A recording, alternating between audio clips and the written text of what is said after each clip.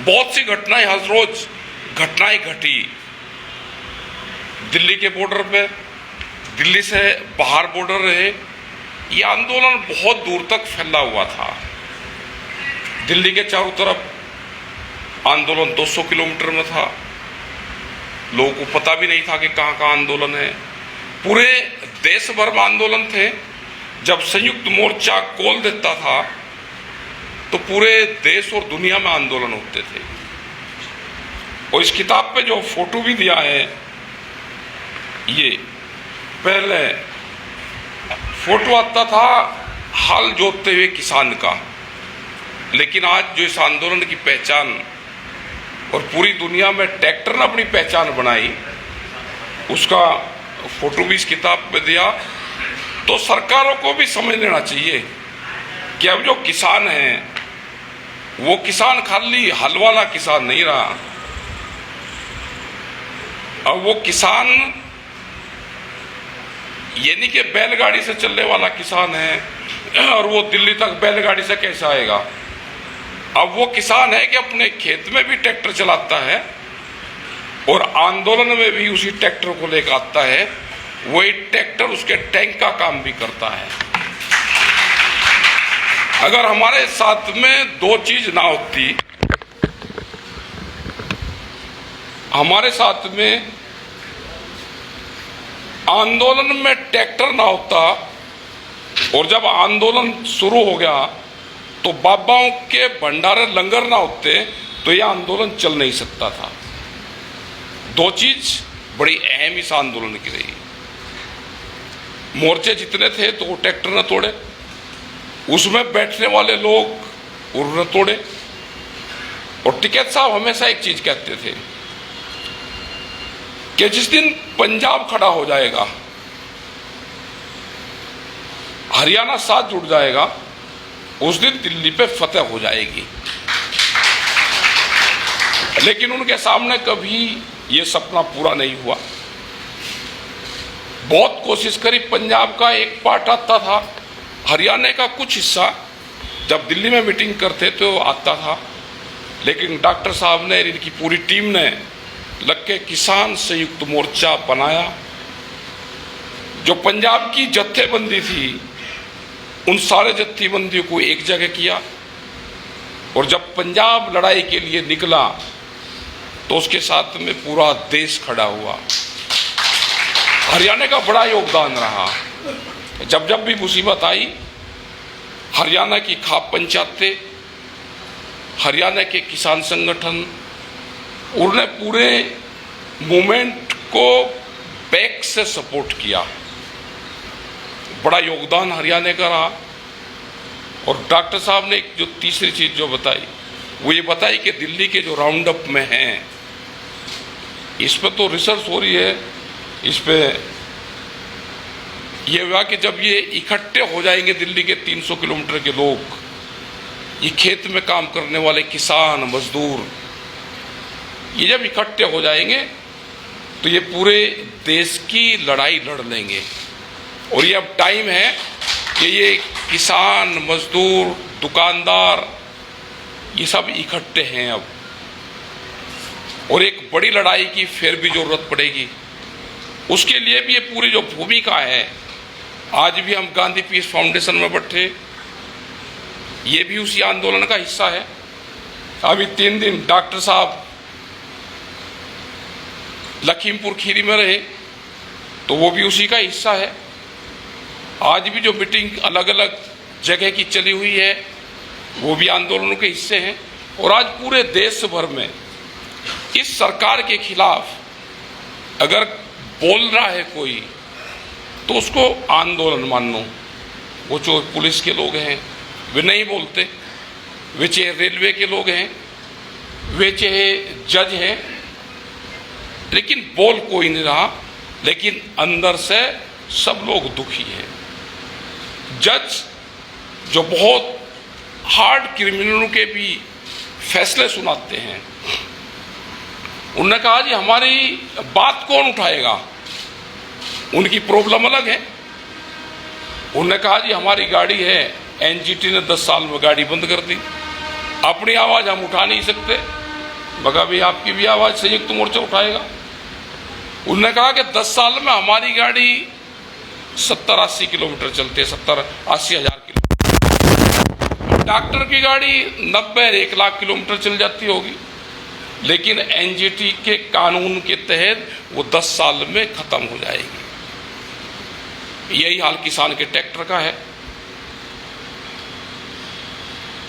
आंदोलन चल रहा है तो ट्रैक्टर बंद नहीं कर रही है, गाड़ियों को तो तोड़ फोड़ करने लगे, लेकिन ट्रैक्टर को कागजों में बंद कर दिया। अब 10 साल पुराना ट्रैक्टर आप किसी के नाम नहीं करवा सकते, उसका इंश्योरेंस नहीं हो सकता, आप जैसे अवैध रूप से उस ट्रैक्टर को ले रहे हो। तो क्या कोई किसान है कि 10 साल में कोई ट्रैक्टर बदल देगा?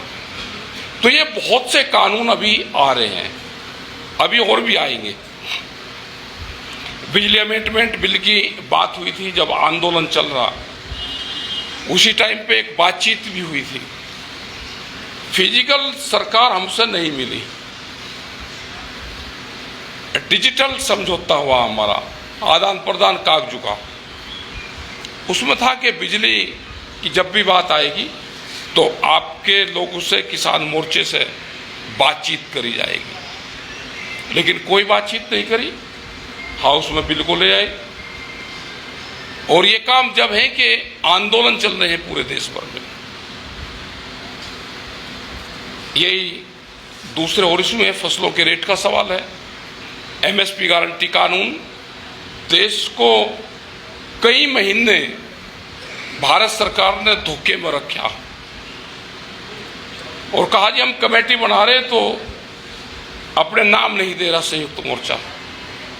और जब कमेटी बनाने की भी बात आई, कहा जी नाम दे दो, हम कमेटी डिक्लेयर कर रहे।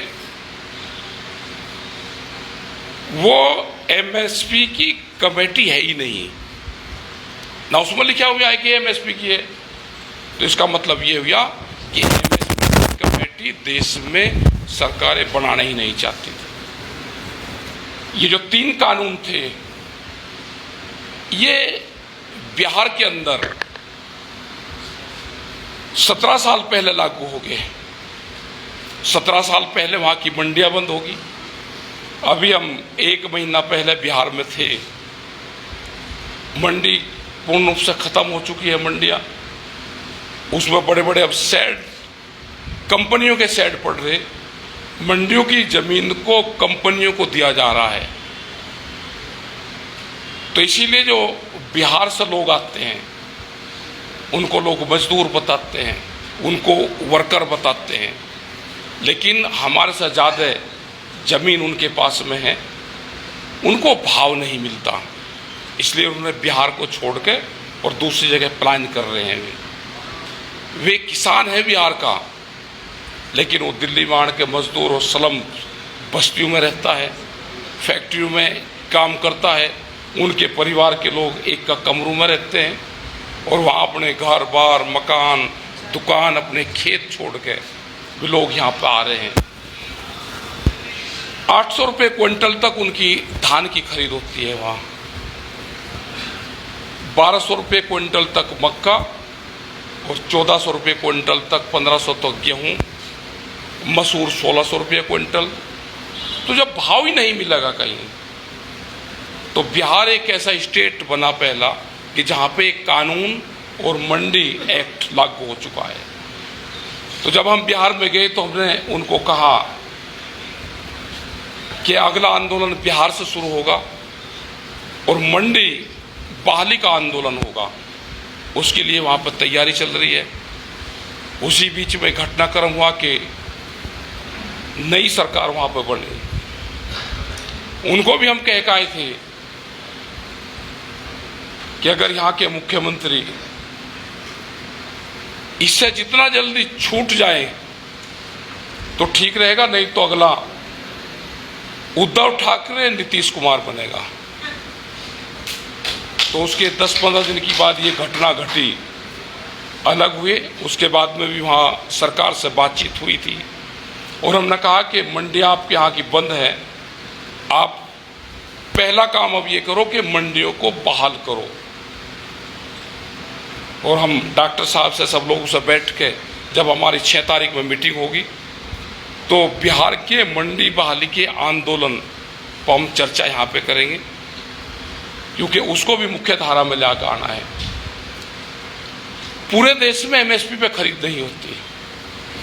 ये कागजों में दिखाते कुछ हैं लेकिन खरीद नहीं करते, क्योंकि इनके जो व्यापारी दोस्त हैं सरकार के, वे सस्ते में फसलों को खरीदते हैं, महंगे में उसको प्रोसेसिंग करके बेचते हैं, और इसीलिए भारत सरकार उस पर कानून नहीं बनाना चाहती।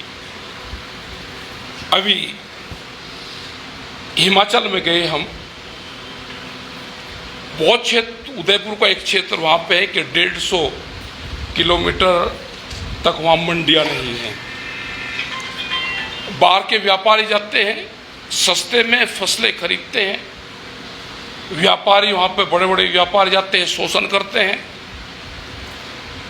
लोगों से फर्जी तरीके से उनकी फसलें, सेब, फल, फ्रूट, वेजिटेबल्स वो खरीद के जाते हैं और फिर कंपनियां उनके डूब जाती है। ये जो इंटीरियर में लोग बैठे हुए हैं उनकी बहुत बुरी स्थिति है। सबकी आस संयुक्त मोर्चे पे है। श्रीनगर, कश्मीर में गए तो वहाँ के किसानों भी साथ में जुड़ना चाहते हैं, और उनको भी आस है कि श्रीनगर का किसान जो इंटीरियर में बैठा है, जो सेब की, खुमानी की, इनकी खेती करता है, संयुक्त मोर्चा उसकी भी आवाज़ उठावे, और देश में जो 23 फसलें हैं एमएसपी की, उससे ज़्यादा जितनी भी वेजिटेबल्स, फल, फ्रूट, दूध, मछली, अंडा, इसमें भी भाव तय हो। लेकिन हालात क्या है? हालात ये हैं, बड़ा सच है कि देश में अभी तक एग्रीकल्चर मिनिस्ट्री नहीं है, देश में कृषि मंत्रालय ही नहीं है, देश को धोखे में रखा जा रहा है। देश के कृषि मंत्रालय को 18 भारत सरकार के सेंटर मिनिस्ट्री देखती है, उसको 18 मिनिस्ट्री उसको देखती है। अगर फसल खड़ी हुई है तो कृषि मंत्रालय, अगर फसल कट के गिर गई तो दूसरा मंत्रालय, उसका भाव तय करने वाला तीसरा मंत्रालय, माल ढुलाई के लिए रेलवे मंत्रालय, विदेशों से समझौता होगा तो विदेश मंत्रालय, उसको परमिशन लेनी होगी तो उसके लिए जेनेटिकली मॉडिफाइड और ये इनकी जो परमिशन देते हैं तो दूसरा मंत्रालय। तो ये 18 मिनिस्ट्री है। हमने जब भारत सरकार से बातचीत होती थी, आंदोलन के दौरान उन्होंने इस सब्जेक्ट पे कोई बात कभी नहीं करी, लेकिन उससे पहले जब भी बात हुई हमने कहा कि एग्रीकल्चर मिनिस्ट्री आप अलग सा बनाओ, एग्रीकल्चर कैबिनेट होगी वो, उसमें 18 मंत्रालय आप अलग से दो, उनके सेक्रेटरी बैठे, और कोई भी पॉलिसी तय करनी हो वो मिनिस्ट्री तय करके दे कि एग्रीकल्चर की ये पॉलिसी होगी। देश में कौन सी फसल कितनी देश में जरूरत है, उस हिसाब से खेती नहीं हो रही।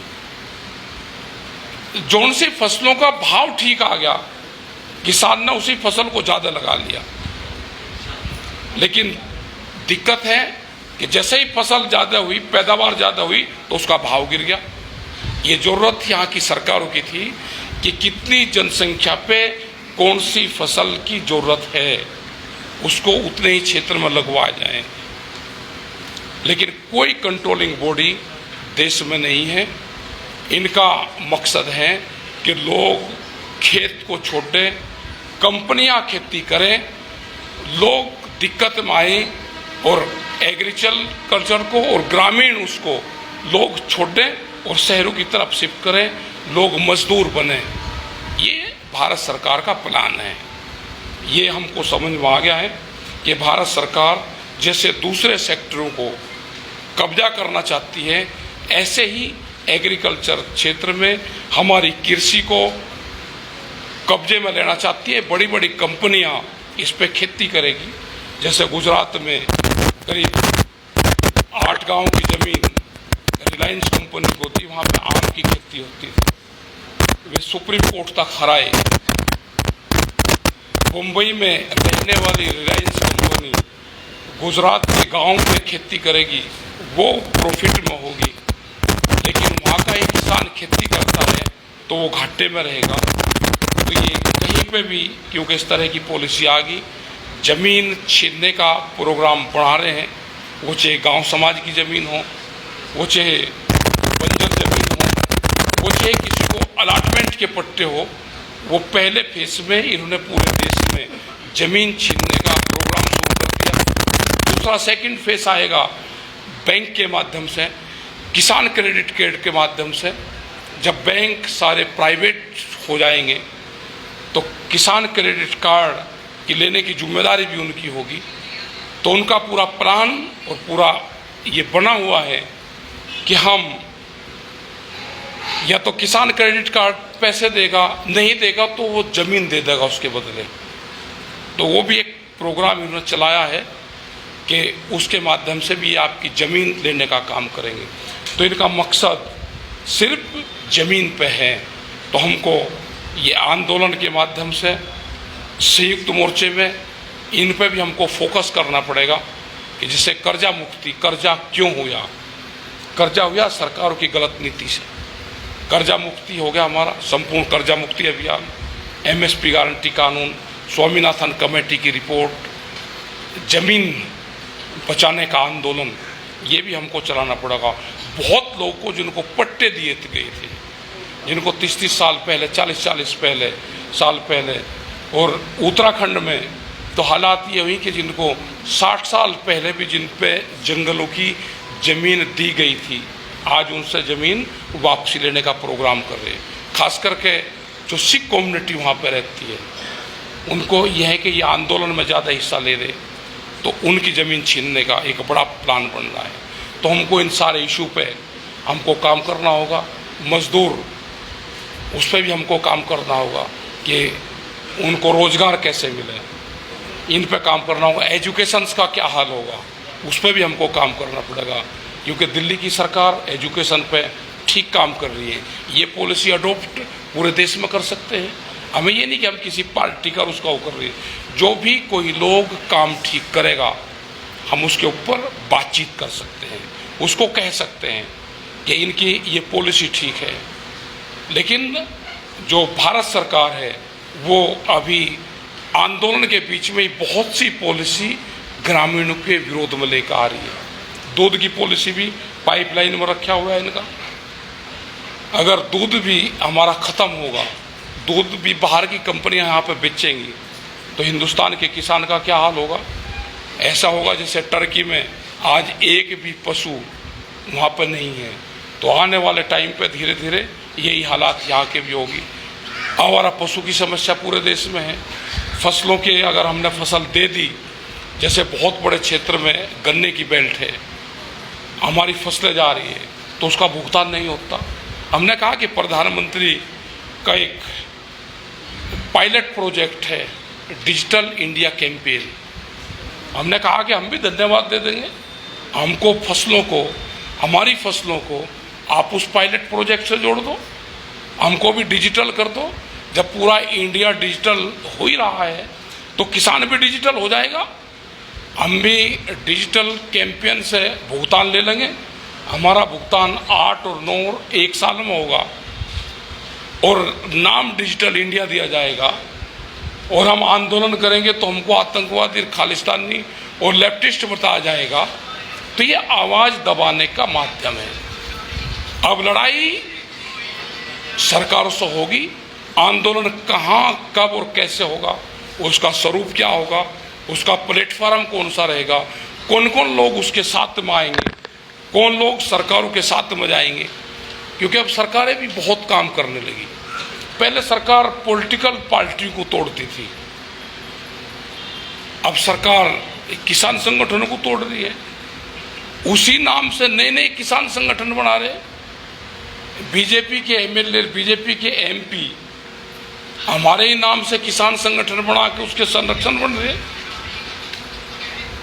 मतलब अजीब मामला है। उनके रजिस्ट्रेशन करवा रहे, लोगों को भ्रमित कर रहे हैं कि लोग भ्रमित हों, आंदोलन से ना जुड़ें। लेकिन आम पब्लिक आपके मूवमेंट से, आपकी जो लीडरशिप है उससे जुड़ना चाहते हैं।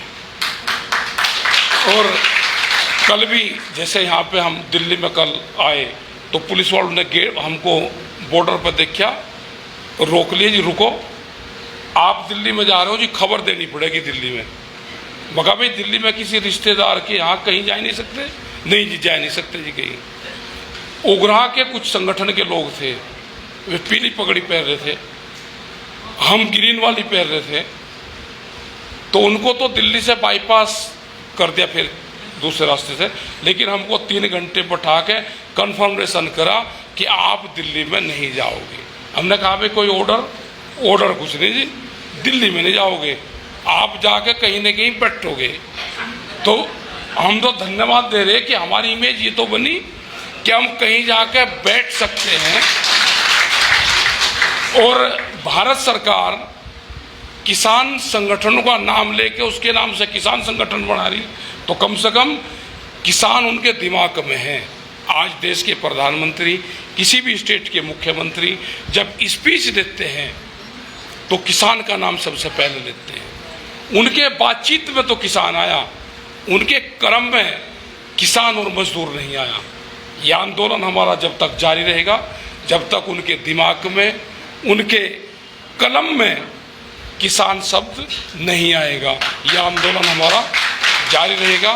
जो डॉक्टर साहब ने बताया, डॉक्टर धवले जी ने बताया, हमारे सब साथी यहाँ पे सीनियर लीडर्स हमारे हैं, सब लोग इन मूवमेंट की तरफ लगे हुए हैं। हमारे सभी लोग, जो भी साथी हमारे हरियाणा, पंजाब और अलग अलग क्षेत्रों से आए हैं, उन सब का भी धन्यवाद, क्योंकि हमारे भी वहाँ लखीमपुर में रह के गले खराब वहाँ पे हुए, गर्मी बहुत थी, 50-100 से ज़्यादा लोग वहाँ पर थे, 3 दिन तक रहे, तो उससे गले खराब हो गए।